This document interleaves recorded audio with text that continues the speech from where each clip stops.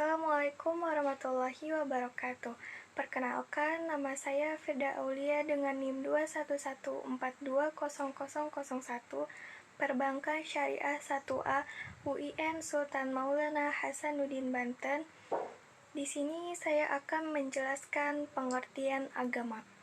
Secara bahasa atau secara sederhana, pengertian agama dapat dilihat dari sudut kebahasaan atau etimologi.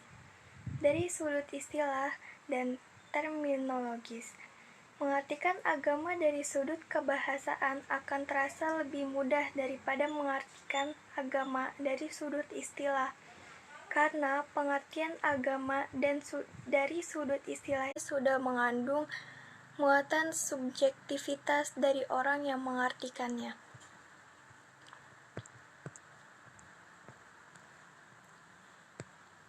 Menurut James Haluba, berusaha mengumpulkan semua definisi yang pernah dibuat orang tentang agama, tak kurang dari 48 teori. Namun, akhirnya ia berkesimpulan bahwa usaha untuk membuat definisi agama itu tidak ada gunanya, karena merupakan kepandaian bersilat lidah. Sebelumnya, Mughni Ali pernah mengatakan, barangkali tidak ada kata yang paling sulit diberi pengertian dan definisi selain dari kata agama. Pernyataan ini didasarkan kepada 3 alasan. Pertama, bahwa pengalaman agama adalah soal batini, subjektif, dan sangat individualis sifatnya. Kedua, barangkali tidak ada orang yang begitu bersemangat dan emosional daripada orang yang membicarakan agama. Karena itu, setiap pembahasan tentang arti agama selalu ada emosi yang melekat erat sehingga kata agama itu sulit didefinisikan. Ketiga, konsepsi agama dipengaruhi oleh tujuan dari orang yang memberi definisi tersebut. Senada dengan Mughni Ali M., Sastra Prajaja mengatakan bahwa salah satu kesulitan untuk berbicara mengenai agama secara umum ialah adanya perbedaan-perbedaan dalam memahami arti agama. Di samping adanya perbedaan juga dalam cara memahami serta penerimaan setiap agama terhadap suatu usaha memahami agama. Setiap agama memiliki interpretasi diri yang berbeda, dari keluasan interpretasi diri itu juga berbeda-beda.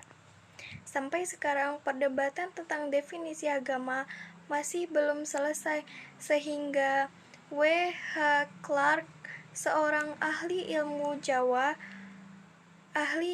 jiwa agama, sebagaimana dikutip Zakia Drajat, mengatakan bahwa tidak ada yang lebih sukar daripada mencari kata-kata yang dapat digunakan untuk definisi agama, karena pengalaman agama adalah subjektif, intern, dan individual, di mana setiap orang akan merasakan pengalaman agama yang berbeda-beda dari orang lain. Di samping itu, tampak bahwa pada umumnya orang lebih condong kepada mengaku beragama, kendatipun ia tidak menjalankannya.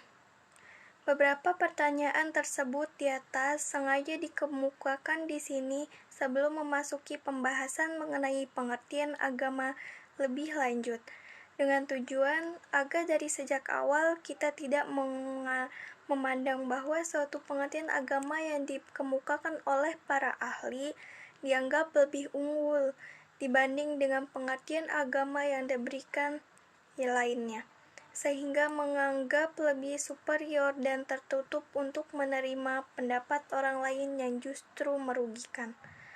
Untuk itu, marilah kita ikuti uraian mengenai pengertian agama ini sebagai berikut. Pengertian agama dari segi bahasa dapat kita ikuti antara lain uraian yang diberikan Harun Nasution.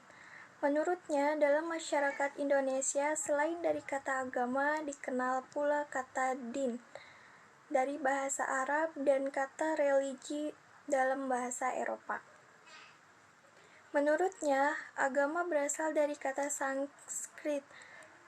Menurut satu pendapat, demikian Harun Nasution mengatakan, kata itu tersusun dari dua kata, a dan gam. A artinya tidak, dan gam artinya pergi. Jadi, agama artinya tidak pergi, tetap di tempat. Diwarisi secara turun-menurun. Hal demikian menunjukkan pada salah satu sifat agama, yaitu diwarisi secara turun-temurun dari satu generasi ke generasi lainnya. Selanjutnya, ada lagi pendapat yang mengatakan bahwa agama berarti teks atau kitab suci, dan agama-agama memang mempunyai kitab-kitab suci.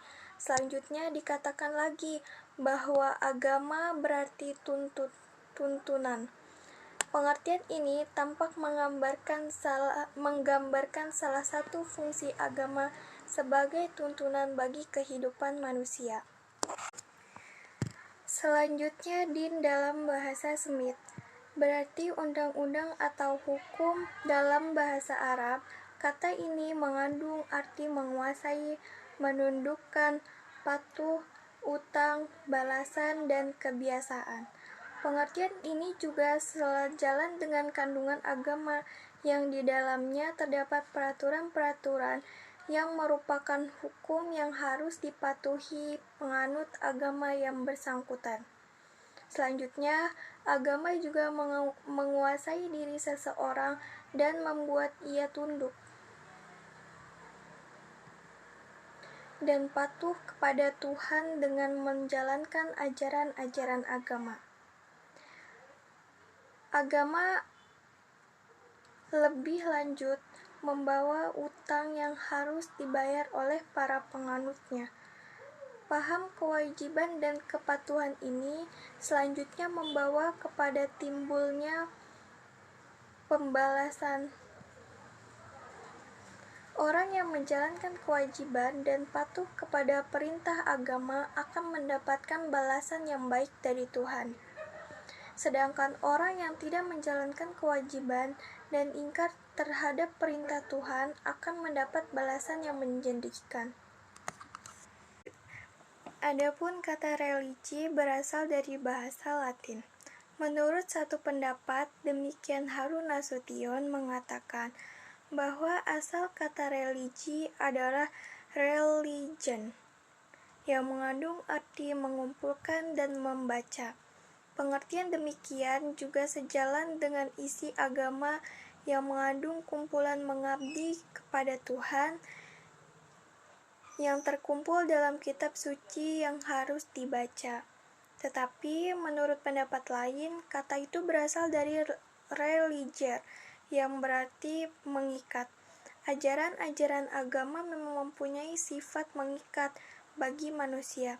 Dalam agama selanjutnya terdapat pula ikatan antara roh manusia dengan Tuhan, dan agama lebih lanjut lagi memang mengikat manusia dengan Tuhan.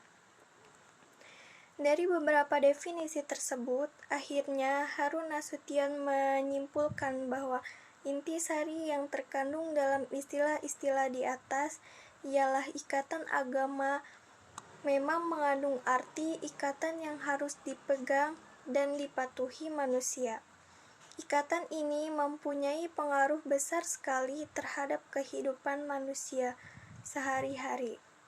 Ikatan itu berasal dari suatu kekuatan yang lebih tinggi dari manusia, satu kekuatan gaib yang tak dapat ditangkap oleh panca indera. Selanjutnya, karena demikian banyak definisi tentang agama yang dikemukakan para ahli, Harun Nasution mengatakan bahwa dapat diberi definisi sebagai berikut. Yang pertama, pengakuan terhadap adanya hubungan manusia dengan kekuatan gaib yang harus dipatuhi. Kedua, pengakuan terhadap adanya kekuatan gaib yang menguasai manusia. Ketiga, mengikatkan diri pada suatu bentuk hidup yang mengandung pengakuan pada suatu sumber yang berada di luar diri manusia yang mempengaruhi perbuatan-perbuatan manusia. Yang keempat, kepercayaan pada suatu kekuatan gaib yang menimbulkan cara hidup tertentu. Yang kelima, suatu sistem tingkah laku, code of conduct, yang berasal dari kekuatan gaib. 6. Pengakuan terhadap adanya kewajiban-kewajiban yang harus dipatuhi diyakini bersumber pada suatu kekuatan gaib. 7. Pemujaan terhadap kekuatan gaib yang timbul dari perasaan lemah dan perasaan takut terhadap kekuatan misterius yang terdapat dalam alam sekitar manusia. Yang kedelapan, ajaran yang diwahyukan Tuhan kepada manusia melalui seorang rasul. Berdasarkan uraian tersebut, kita dapat mengambil suatu kesimpulan bahwa agama adalah ajaran yang berasal dari Tuhan atau hasil renungan manusia yang terkandung dalam kitab suci yang turun-temurun diwariskan oleh suatu generasi ke generasi dengan tujuan untuk memberi tuntunan dan pedoman hidup bagi manusia agar mencapai kebahagiaan di dunia dan akhirat, yang di dalamnya mencakup unsur kepercayaan kepada kekuatan gaib yang selanjutnya menimbulkan respon emosional dan keyakinan bahwa kebahagiaan hidup tersebut bergantung pada adanya hubungan yang baik dengan kekuatan gaib tersebut. Nah, dari kesimpulan tersebut dapat dijumpai juga adanya 5 aspek yang terkandung dalam agama. Yang pertama, aspek asal-usulnya, yaitu ada yang berasal dari Tuhan seperti agama samawi, dan ada yang berasal dari pemikiran manusia, yaitu agama ardi atau agama kebudayaan. Kedua, aspek tujuannya yaitu untuk memberikan tuntunan hidup agar bahagia di dunia dan akhirat. Ketiga, aspek ruang lingkupnya yaitu keyakinan akan adanya kekuatan gaib, keyakinan manusia bahwa kesejahteraannya di dunia ini dan hidupnya di akhirat tergantung pada adanya hubungan baik dengan kekuatan gaib. Respon yang bersifat emosional dan adanya dianggap suci.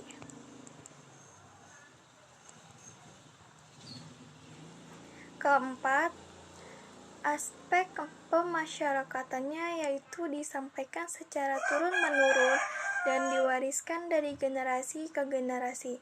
Kelima, aspek sumbernya yaitu kitab suci. Baiklah, demikian yang dapat saya sampaikan. Kurang dan lebihnya mohon dimaafkan. Wassalamualaikum warahmatullahi wabarakatuh.